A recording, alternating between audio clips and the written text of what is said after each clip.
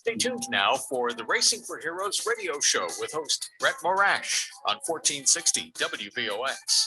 All right. Hey, Racing for Heroes fans, we're back. It is July 9th. We're here on WVOX, the Whitney Global Media Station, 1460 AM dial if you're up in New York, but of course, streaming live, and we're on Facebook Live today as well. But I'm super excited.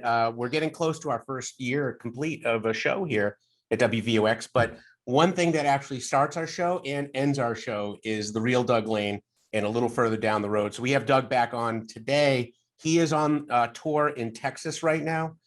So we're just super excited to have him on. Doug, how you doing, man? Man, I'm doing great, and I really appreciate you having me back. Yeah, listen, I'm just absolutely excited to be here. I'm just obviously, I think I've told you that at the end of the day, when I have Racing for Heroes radio, I have your song stuck in my head until I can hear the whole thing when I'm in the car, because I get earworms real easy, and it's such a good, awesome, upbeat song. We're glad to have it. Oh, thanks. Thanks for using it. It means a lot to me that you guys picked it. Yeah, well, listen, and hopefully as Racing for Heroes gets bigger, we'll continue to fly your song alongside our flag. But let's just jump right in. So Doug, I know you're an Army veteran yourself. And you're been on the road, and you're part of one of my friends' nonprofits, Operation Encore, which is helping veterans with music production. Well, right. Well, actually, over the last year, I made the decision to step back from Operation Encore. They're a wonderful organization, but they've helped me out so much over the last few years. I wanted to give them the space and the resources to free them up to focus on other new and upcoming artists. We're on tour right now, and yes. No, that's great. I'm just super tickled that we're have you, and just everything that you do. In Operation Encore, I think, like you said, it's a great thing, but I think you're kind of past that now as well.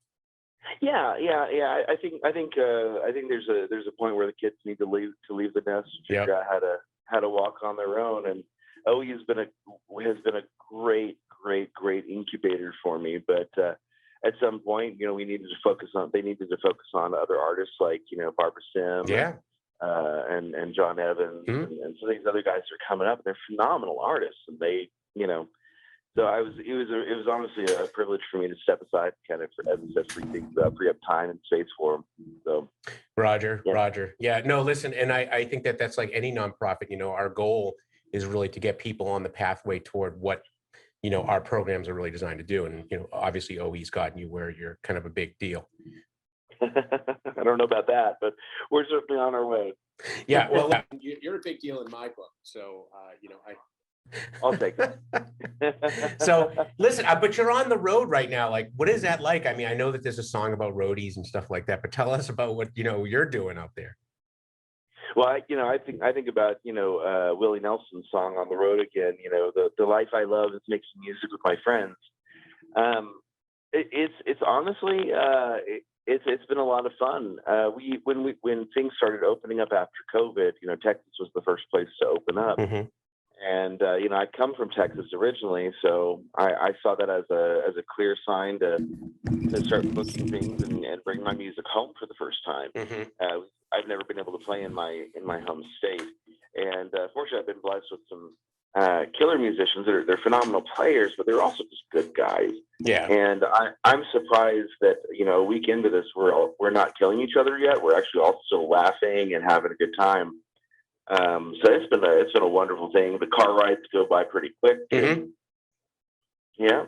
But where are you now? I heard Austin was on. Dallas is there. Yeah. Well, we finished up in Dallas a couple nights ago, and then we did a performance out in a small town called Farmersville last night, which was a ton of fun. We played at this place called the Onion Shed. The Onion Shed in Texas. That's got to be an amazing venue. Oh. It was great. Well, it was an outdoor venue at a park here in Farmersville, open air. We had some food trucks there, and it had a pretty decent crowd turnout. And it was a ton of fun. And then we have today off. Tomorrow we're heading down to Pflugerville, Texas, which is just so much fun to say. I've actually heard of Pflugerville. Like, that's like a thing. Yeah, it's just north of Austin. It's Austin suburb. But as I said, it's just fun to say. And so we're getting some support from OP Veteran and from the People's Patriot Project for that show. And yeah, we're playing a place called the 685 Backyard.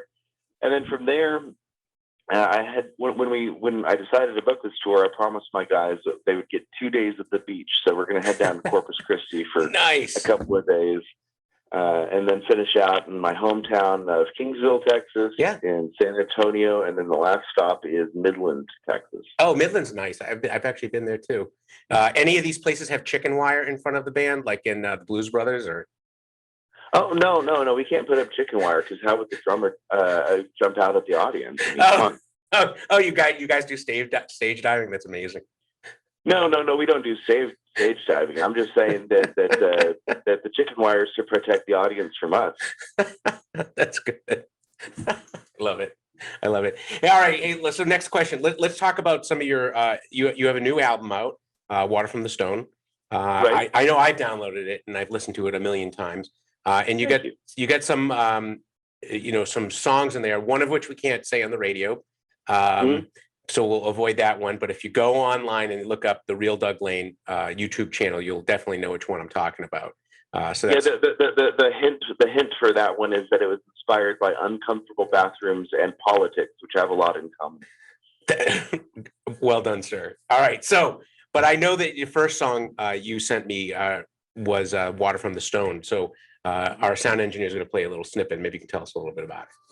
Grind my 9 to 5, just trying to stay alive. Wear my fingers down to the bone. Try to squeeze more water from the stone. So that's "Water from the Stone," right, Doug? Obviously. Yep, that was "Water from the Stone." Yeah. So tell us a little bit about that. Well, I was compiling songs for my first full-length album, which we're about the 1 year anniversary of that. And I realized I didn't have a title track for it. And just really stuck on songwriting. And someone said, well, write about something you know about. And I couldn't figure out what I knew about. And then the bills started showing up and I suddenly knew about being broke. And I thought about this old fable about this guy who gets into a contest with a giant, and the way he defeats the giant is they said they're gonna squeeze see who can squeeze more water from the rocks, and the clever tailor, he cheats, he does it from a piece of cheese, and but the giant squeezes the rock and nothing comes out of it. I gotta say, I kind of empathize with the giant in that because the dude cheated. It's not cool. That's true. I wrote "Water from the Stone," and that became the title track for the album. Right. I really love it. It's amazing. Fun to perform too. That's amazing. No, listen, and I actually enjoy that because it's kind of like a folky kind of song, and I tend to think that those kind of songs that are really personal like that really do make it. And I do a lot of karaoke where I sing along, and my kids really hate it when I do it, but I tend to drive down the road singing as loud as I can with the windows up or down. Hey, video or it never happened. That's true. No, in fact, at the end of the week, every once in a while, our sound engineer's dancing to a little further down the road. So I said I would videotape it at some point here. So just so you can have it. But let's go to your next song though. So "Old Guy," which I think that I'm approaching 50 here in September. My level for what "Old Guy" has definitely crept up, and I'm not quite there yet. Although I think when I was younger, "Old Guy" was a lot closer to 50 than 70. Yeah. Well, for me, I'm younger than you, and I don't mind rubbing that in. No, listen. Age and treachery always beats youth and beauty, Doug. So, but I hit 40 this year, and I'm traveling with such guys that are in their 20s. Yeah. Me and my sound engineer Jason were at a stop in Casper the other night, and everyone's out late, and they're drinking by a bonfire and singing songs. And he and I just kind of looked at each other, and we said, "You know what? There's some recliners in here. Let's just sit here and hang out in the quiet." And it was just another illustration of we become the old guys of the group. That's true. But you also know how to party better than they do, and that's probably the difference. So Oh yeah, yeah. We definitely have some battle scars from that. Well, it's funny because I think that, you and I were also in the military when we were younger, decades ago in my case. And, I was showing my kids my cruise books, and some of them are dated not only because we were an all male ship, which, of course, today, they're all integrated, but just some of the stuff that was in there, I'm like, I had to explain to them, and it was just like super uncomfortable. So hopefully I'm like, that's how I partied when I was only a mere 5 years older than you, kind of discussion. So anyway. Well, yeah. But my kids have heard a few stories, but they've been heavily censored. Well done, sir. Well done. Hey, so, but tell us about Old Guy. We're going to play a little snippet of it here, though. The sound engineers give me the evil eye, like, come on, Brett, let's do this thing. So go ahead. Go ahead, Alex. Still I'm looking for a nap. When did I become the old guy? Can I get the young guy back?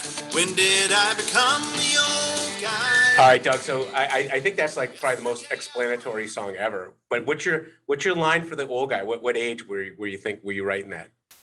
Oh, I mean, this was only just a couple of years ago. But what I guess where it came. I mean, not even that old, but I mean, old compared to the guys that were coming and hanging out at my house. It was all these like 18, 19-year-old college kids are coming over and they're going through relationship stuff. And all of a sudden it just occurred to me that I had become the old wise guy in the group. And I'm like, when the hell did that happen? Right. You know? That's amazing. Because you think you feel, I don't know about you, but I still feel like a kid. I still feel like I don't know anything. And then these guys turn around and they're coming to me for advice. What the heck, Well, I think we all can do that. Like every day I make a mistake with my kids, right? And, right. The young guys. But listen, Doug, we're actually at the end of our segment, but listen, I want to thank you. If anyone's interested, where can they go to find your music, download it or listen to it? It's available on all streaming services. Just look for The Real Doug Lane. If you just look for Doug Lane, you get one of two of the wrong guys, and I tell you, it is not the same thing. The Real Doug Lane. Yeah, the regular Doug Lane is doing like Bach music, like chamber music, right? Like completely different guy. I think one of them is doing Southern gospel, and the other one does and then other Doug is, as I call him, he's in Wisconsin, does more like electronic kind of stuff. Gotcha. Gotcha. Yep. Roger. All right. And Doug, so thank you very much and good luck on your tour. I obviously wish you all the best and I'll talk to you soon. All right. Thanks, Brett. Bye, brother. Bye. All right. And with that, that was The Real Doug Lane, but we're shifting gears here as we do here at Racing for Heroes Radio. And we have Don Devito on from Kirsh Helmets, who was supposed to be on our last show, but was actually involved in a car accident, which we never like to hear on Racing for Heroes. But yeah, he did not only survive, but was relatively uninjured. Don, how are you doing, man? I'm doing great. Well, you were in a car, though. You weren't on a motorcycle testing out your helmet or anything like that, right? No, I was in the car. We were on our way to a rally, and actually, it was one of those things. There was something in the road. I hit it. Oh man!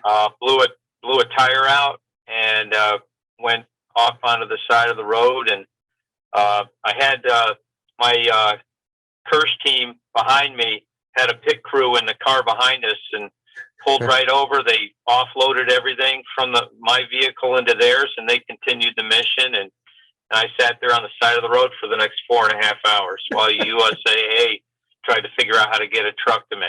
Yeah, didn't you tell me that it was kind of a challenge because, like, physically where you'd broke down was a place that had like a special permit to even tow anyone out of there?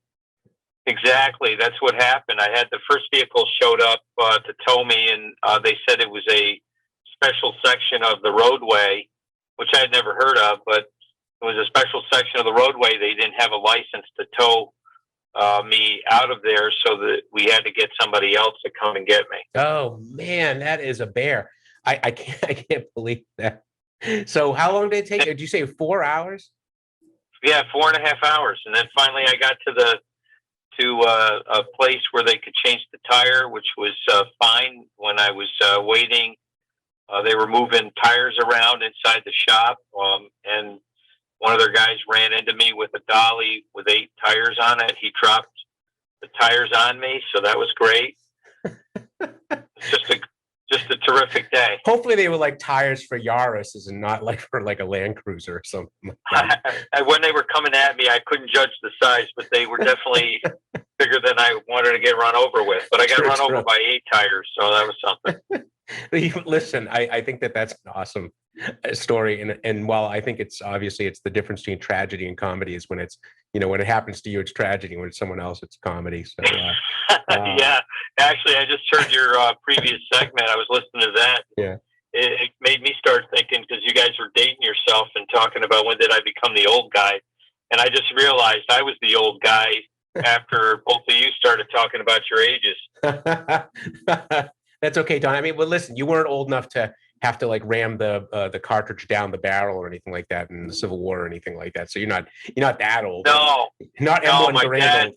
I asked my dad once if he, when the last World War I war fighter passed away, if he was going to miss him, and he said it's actually the guys from the Spanish-American War that I miss. That's awesome. That's awesome. Actually, little trivia, it was Frank Buckles was the name of the last World War I U.S. veteran that died. So I actually know that. And just because I find it's amazing. Because, as you know, I mean, when you and I were kids, the World War II veterans were still sort of in the prime of their life. Oh, they were. And now, I think the youngest one's in their 90s, who joined at 16 years old kind of thing. Like Audie Murphy or something like that. But Doug, so tell us what's going on with Kirsh helmets. What's the latest update on things? We're well into the riding season, so we're getting ready. We're getting ready for Sturgis, which is just about a month away. We're looking forward to getting out there and showing our technology. We're of course, the official helmet of the Sturgis Motorcycle Rally. And this year we're going to do something special, which is about to be announced. I won't steal their thunder, but we're going to be announcing something special that we're doing with one of our big partners out there. So it's going to be a great show, a great rally, and everybody's ready to get back to Sturgis and to that rally and to have a great time. Yeah, and that's like what, a town of 800 that becomes 800,000 or something like that. Yeah, not quite those numbers, but yeah, there's a big difference. It's a small village, quiet, I think, most of the time of the year, and then just it explodes when everybody shows up, and it's for 2 weeks. It's just a place that's completely different. Oh yeah, yeah. Are you even able to stay there, or are you going to be in an RV or something like that? We've got a cabin there, so it'll be fine. We're actually going to live more civilized life than we normally do. This year we were able to get a cabin, and a number of our people, our team actually live there in South Dakota. Oh, wow. Okay. So they're just, they're very portable. They just come right in from home, and it's really a great time for them. And everybody works really hard. And then at night we play hard. And that's amazing. Yeah, no, I mean, in Sturgis, for those of you who don't know, is really one of those like major events in the motorcycle community that, happens once a year. And, but I don't know why they pick Sturgis, but like, that's where it is. Well, I don't know why they originally picked Sturgis, but I can tell you that Sturgis is the place to be. Anywhere on the planet, this is the largest motorcycle rally, the largest rally of its kind anywhere in the world. And whatever they're doing, they do it right. The city of Sturgis and the other people there in the town and the area surrounding it just do a great job servicing everybody who shows up and showing them a great time. They're great hosts. Oh, that's amazing. Yeah. And and when is Sturgis, by the way? It's a couple weeks from now, right? Yeah, it is. First week of August goes into the second full week of August. And so it's about 10, 12 days. Then everybody heads back east and west and wherever they came from. Roger. So, Don, what about the helmets? Anything new on the horizon, like large, full-size helmets, or anything new technology coming out? Well, we're working on that. Actually, we've got some pretty cool things happen. When we're developing the technology, Jason just works at that with his team all the time. And they're constantly engineering and re-engineering the helmet. We'll have a full-face helmet, and a modular helmet, you know, in the coming years. Right now we have the half helmet. We've been focusing on getting the patents done. We just were awarded our first patent internationally, so that was a big achievement for us. So we're really pleased with that. But we have about 20 patents now for the technology. Oh, that's incredible. And for the international folks, where are your helmets being? Mostly Europe or anywhere in particular? Well, right now we're the half helmet, which we make, is really a North American phenomenon. So we're really focused on the U.S. and staying here in North America for a while, and we'll be that way for a bit longer. But once we get the 3/4 helmet and the full face, that becomes the gateway to the global markets for us, and then we'll focus on distribution around the world. In the meantime, we want to still protect our technology, so we filed through the international treaties in more than 40 countries. That's amazing, because you know, I think a lot of people don't realize, you know, that, you know, a lot of this technology is stolen around the world. One of our previous guests works with Special Operations Command doing parachute helmets, and you know, he'll tell you that, you know, there's helmets that are approved by the U.S. Army for use, and then there's other ones that are knockoffs that are coming from, you know, offshore locations that, you know, do not abide by trademark or you know, patent issues. We actually have a distinction. We're the only helmet that's entirely made in the United States. Wow! So our complete supply chain is here in the United States. Every part. If we couldn't find a part in the United States, we worked with somebody, a partner, to make the part for us. And we, you know, as you know, we do a lot of work with veterans. You and I met over our award that we got from the Department of Labor for employing veterans and people with disabilities. So it's been great for us, and really that message really resonates with our customer base. Oh, for sure. And, you know, I think that also really highlights one of the things that I think was a good outcome of the Trump administration, not to be political, but it did highlight sort of this disparity where important industries that we take for granted, like helmets, for example, being all made offshore, and nobody's making helmets anymore in the United States. I mean, when I was a kid growing up in Franklin, Massachusetts, we were the largest straw hat manufacturer in the world in 1930s. And of course, you know, who makes straw hats anymore, right? Anyway, but, you know, much less in the US. You know, but I think helmets is kind of the same way. And I'm hoping that other industries start to make a resurgence here in the US. They will. I mean, bringing manufacturing back to the United States is an important task for all of us, and that's something that Kirsh worked really hard on in the beginning. Jay's vision, and when I met him, was to engage at that level and bring manufacturing back to the United States, and that's what we've been able to do with our work at Kirsh. Yeah, for sure. And you were located here in New York State, as you know, I know, and our listeners who've heard you before. And is it up in Rochester area? Is that basically where the factory is? Actually, it's to the east of that. It's north of our final production facility, and also where we make our key component, our liner, which is really a revolutionary technology. That Cool Touch liner is made in Queensbury, New York, which is just north of Saratoga, north of Albany, the capital. Gotcha. Because that's really the trick right there, right? Is really that part of the suspension system. It is. It's the key component. Our fluid displacement liner replaces compression foam. Yeah. As what we feel is the best way to handle impact energy, and so that's something that really gives us that true low profile DOT approved helmet, so somebody can get the style and the comfort they want without sacrificing the DOT safety certification. Yeah, and for those who don't know, of course, is you can actually put that liner into the refrigerator, cool it down even before you ride.